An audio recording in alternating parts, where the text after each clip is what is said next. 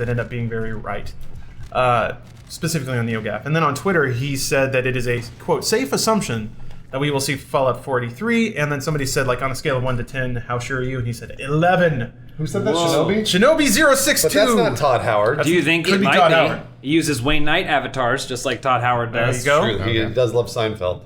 So the thing that I wanted to tie it to, so we did an extended talk about Fallout 4. If you missed that, I encourage you to go back and listen to it. But one thing that I found fascinating that didn't seem like it was going to be very topical, but ended up being, is there was an interview with the CEO of Level 5, whose name I have blanked on, but I will look it up right now. So this is at... what does Level 5 do? What do they do? Oh yeah, they're big RPG makers. They made Ni no Kuni gotcha, and Dragon Quest VIII. Yokai Watch is their big blow up I want right to see now. how you link. Hero. I want to see how Hero, you link that's Ni no Kuni to Fallout. Do that. Basically the same game. Let me do that. Well, they're both RPGs, but there's something even more substantial than that.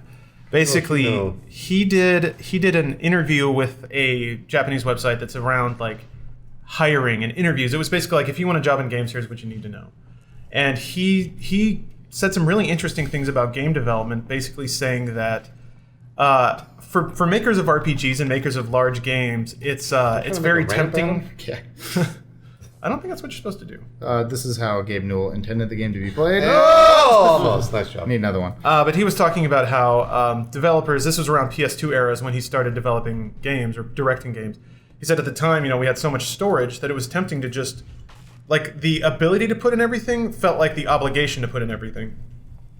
But then he was talking with another developer, Yuji Horii, the guy who made Dragon Quest. Of course, we all know his name, but he quoted him as saying, Mr. Horii saw things differently, espousing that by presenting the user with the smallest amount of mandatory content as possible, they'd progress through the game enjoyably without that nagging sense of incompleteness. He then said, I got a lot of... and he talked about Professor Layton, which Level 5 also made, and he said that at all times in Professor Layton, they had a little thing on the screen telling you where to go and how to get there. Mm-hmm. And he said, quote, I got a lot of opposition from other company employees over this as well. You can't have a game which tells you what you have to do next. That's not a game. That kind of thing. There was worry that those well-versed in adventure games would find restrictions on finding out what they had to do unsatisfying. But he says the opposite's actually true. People want to know where to go all the time. They want the option of exploring left to them. Of course. But they never want to feel like they have a laundry list of things they have to do. Right, because you want to choose what you want to do. Mm-hmm. That's a big reason why I think a lot of people just don't finish video games. Yeah, you're right. you like Dying Light. I've been playing that. Like it's on the podcast. I'm still on it. Still trying to get through it, and it's like every time I pick it up, I'm like, what did I do last? Like I don't remember, and I have to like spend a good hour just trying to remember what I was doing. And then even then, I'm just like, I don't know if I want to keep playing. So like, he actually addressed that specifically, and that's part of giving somebody a very small list of direct objectives. He summarized it by saying, it's going to sound really obvious when I put it like this, but as professional creators pile on the years, they have a tendency to become characteristically eccentric with their design.